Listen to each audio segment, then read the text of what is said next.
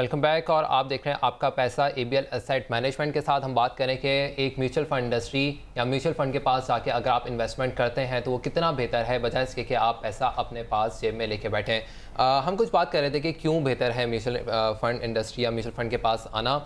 थोड़ी सी बात करते हैं जो ब्रेक से पहले मैंने कहा भी कि लोग ये देखते हैं कि कितनी पुरानी इंडस्ट्री है या कितनी पुरानी कंपनीज इसके अंदर काम कर रही हैं, कितने पुराने लोग बैठे हुए काम कर रहे हैं।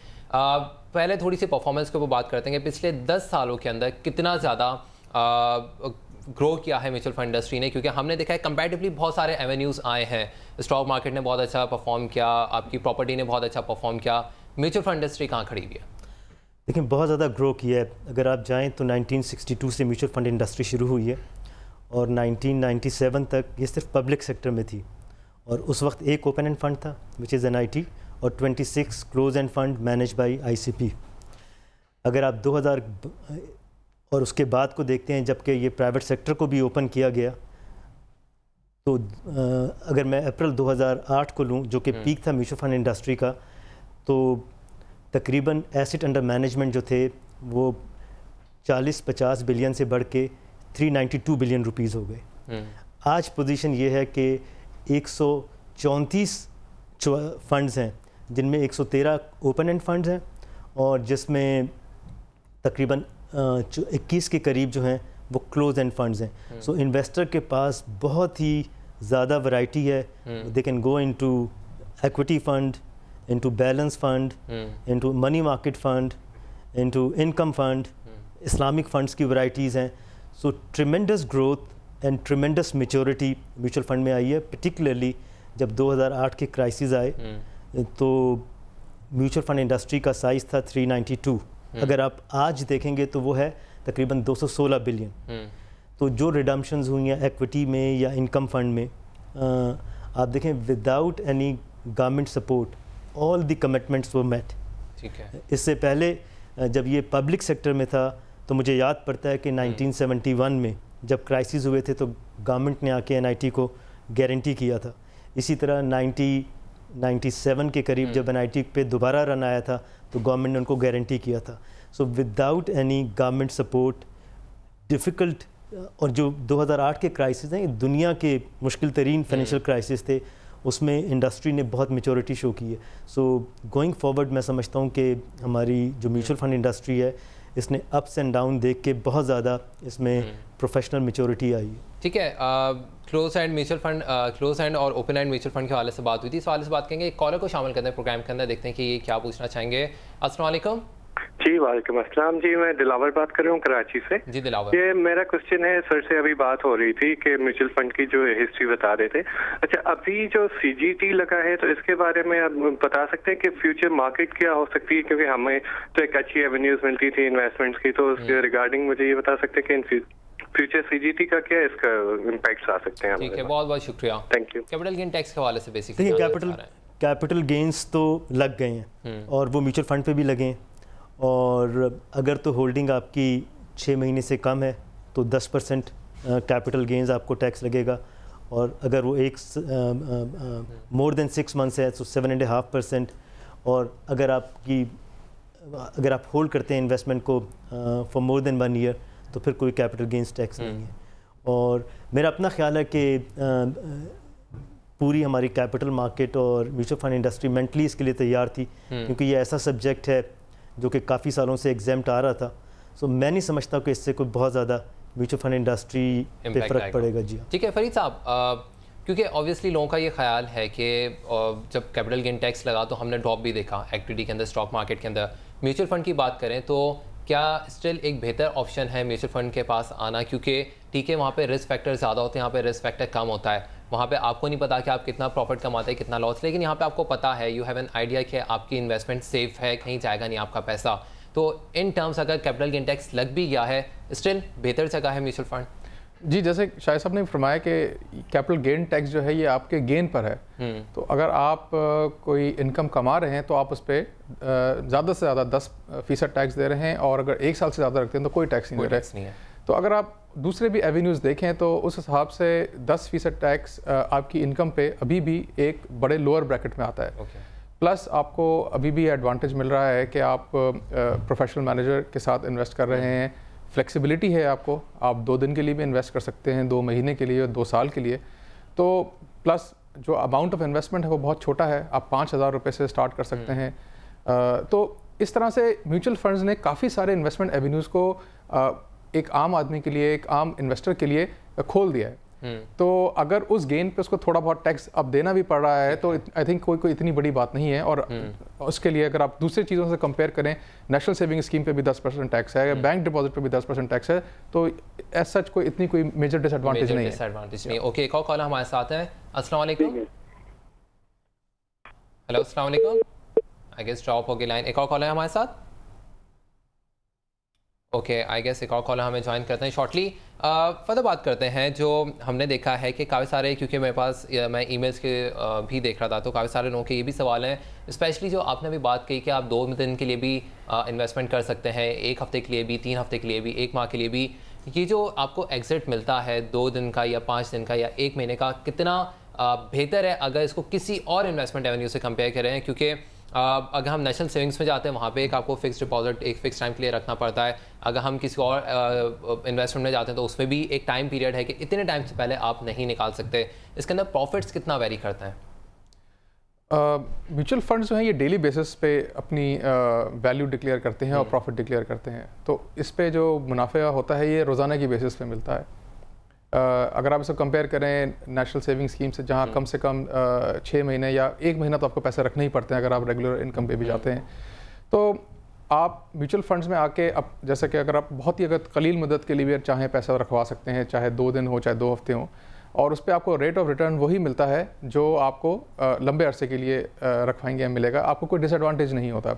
तो ये एवेन्यू एक आपको बड़ी फ्लेक्सिबिलिटी दे देता है। ये नहीं कि आप लंबे अरसे के लिए सरमाकारी नहीं कर सकते, बिल्कुल कर सकते हैं, लेकिन ये बेसिकली एक ऐसी एक एवेन्यू है जहां आप मुख्तसर मुद्दत से लेकर तवील मुद्दत तक भी सरमाकारी कर सकते हैं, जबकि बैंक्स के फिक्स डिपॉजिट या सेविंग स्कीम्स वहाँ पे कहीं ना कहीं जाके आपको या तो ज़्यादा अरसे के लिए पैसे रखने पड़ते हैं, या अगर आप छोटे अरसे के लिए रखते हैं तो आपको कोई रिटर्न नहीं मिलता। ठीक है, सॉरी जो इन्होंने ऐड किया है मैं उसमें और भी ऐड करूँगा। आप देखें कि अगर आप बैंक में डिपॉजिट रखते हैं तो वहाँ पे जो बड़े डिपॉजिटर हैं, कॉर्पोरेट्स, उनको बड़े अच्छे रेट मिल जाते हैं, लेकिन जो छोटे सरमायाकार हैं उनको वो रेट नहीं नेगोशिएट कर पाते। म्यूचुअल फंड में ये है कि आप 5,000 करें या 50 करोड़ कर दें, रिटर्न दोनों का बराबर होगा। और अब जो मनी मार्केट फंड्स वगैरह आ गए हैं, जिस तरह फरीद ने बताया, आप 2 दिन से लेके 2 साल तक भी इन्वेस्टमेंट करें तो मुनाफा जो है छोटे और बड़े सबका एक जैसा होगा। तो उस हिसाब से छोटे सरमायाकारों के लिए ये एक बहुत बड़ी फैसिलिटी है म्यूचुअल फंड जो है। ठीक है, स्टार्ट में हमने कहा था कि क्लोज एंड म्यूचुअल फंड्स भी होते हैं, ओपन एंड फंड्स भी होते हैं। फरीद साहब, बेसिकली डिफरेंस क्या है? लोग आते हैं पूछते हैं कि ये 2 किस्म के फंड्स हैं, इनके अंदर फ़र्क क्या है या दोनों एक जैसे होते हैं? बेसिक फैक्टर कौन सा है, बेसिक डिफरेंस क्या है दोनों के अंदर? डिफरेंस बड़ा सिंपल सा है कि जो क्लोज्ड एंड फंड है, जैसे कि उसका नाम ही क्लोज्ड है, तो वो एक दफ़ा जब फ्लोट होता है तो उसके जो नंबर ऑफ शेयर्स हैं या जो उसके पार्टनर्स हैं वो फिक्स हो जाता है। उसके बाद अगर आपको उसमें सरमायाकारी करनी है तो आपको फिर मार्केट से जो एग्जिस्टिंग शेयर होल्डर है या सरमायाकार है उससे ख़रीदना पड़ेगा। ठीक है। और इसी तरह से जब आपको अपने पैसे वापस चाहिए तो आपको फिर वही मार्केट में, जो कि स्टॉक मार्केट में लिस्टेड होता है, वहाँ जाके बेचना पड़ेगा, जो उसकी प्राइस होती है, फिर आपको वहाँ से पैसे वापस मिलते हैं। ठीक है। उसमें कुछ टाइम अरसा या लैग आ सकता है। जो ओपन एंड फंड होते हैं वो उसके सरमायाकार जो है बढ़ते भी रहते हैं, घटते भी रहते हैं। वो इट्स जस्ट लाइक कि आप एक ओपन डोर है, उससे जो इन्वेस्टर जब चाहे दाखिल हो सकता है और जब चाहे वापस जा सकता है, तो ये ज़्यादा फ्लेक्सिबल होता है। ओके, एक लास्ट कॉलर को हम शामिल करते हैं प्रोग्राम के अंदर। अस्सलाम वालेकुम। वालेकुम जी, खालिद हसन बात कर रहा हूँ शेखपुरा से जी। जी सर, क्या पूछना चाहेंगे आप? एबीएल की आला मैनेजमेंट बैठी हुई है, मैं इनसे रिक्वेस्ट करना चाहता हूँ। एक तो ये सरमायाकारी के मतलब बात कर रहे हैं। जी जी। स्टॉक एक्सचेंज में भी इसके शेयर्स हैं एबीएल के। अब प्राइवेट सेक्टर में बैंक है ये। तो क्या ये मतलब इतने सरमाया लोग जो पेंशनर होते हैं या नॉन पेंशनर लोग होते हैं जिनके पास कोई अर्निंग होती है 5-10 लाख रुपए की, वो अगर इनके बैंक में पैसे जमा करेंगे उनको पर मंथ क्यों नहीं देते, ये स्कीमें देते? ठीक है, बहुत बहुत शुक्रिया। इसलिए बैंक की तरफ आ रहे थे कि जो बैंक्स के अंदर इन्वेस्टमेंट करते हैं उसके अंदर फिक्स्ड अमाउंट का होता है कि आपको इतने अरसे के लिए रखना है तो आपको रिटर्न मिलेगा कंपैरेटिवली। क्योंकि हम म्यूचुअल फंड के वाले से बात करें, फरीद साहब ने भी बताया कि म्यूचुअल फंड्स के अंदर ऐसा नहीं है कि आप 1 साल के लिए ही रखें या 6 महीने के लिए ही रखें, आप 2 दिन के लिए भी रख सकते हैं। इसके अंदर फ्लेक्सिबिलिटी और कितनी होती है? क्योंकि काफ़ी लोग ये भी पूछते हैं कि इसके अंदर जो हिडन कॉस्ट वगैरह होती है वो भी कम होती है क्या?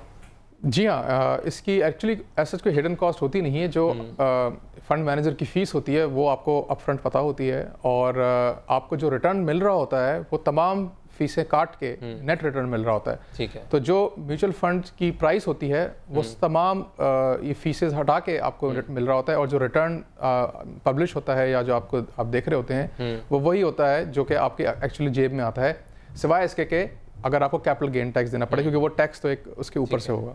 ठीक है, ओके। आई गेस एक और कॉल है हमारे साथ। अस्सलाम वालेकुम। हेलो हेलो उस्मान, अस्सलाम वालेकुम। हेलो, अस्सलाम वालेकुम। वालेकुम सलाम। क्या पूछना चाहेंगे आप? जी, मैं उस्मान बात कर रहा हूँ। जी जी जी, मैं एक टेलीकॉम कंपनी के अंदर जो अकाउंटेंट हूँ। जी, मैंने कुछ अरसे से स्टॉक्स वगैरह में इन्वेस्टमेंट्स वगैरह करता था। जी जी। तो मुझे हमेशा लॉस वगैरह आता रहा है। ठीक है। जी, मुझे पूछना ये है कि म्यूचुअल फंड भी जो है वो भी स्टॉक्स के अंदर इन्वेस्ट किया जाता है, तो कैसे सेफ हो जाता है? ठीक है, बहुत बहुत शुक्रिया। जी शाहिद साहब। देखिए, जब आप स्टॉक मार्केट में इन्वेस्ट करते हैं तो आप जिस तरह आपने शुरू में मिसाल दी थी कि अगर आप 300 रुपये लेके स्टॉक मार्केट में जाएं तो आप एक ही शेयर ख़रीद सकेंगे, और वो भी किसी तादाद में।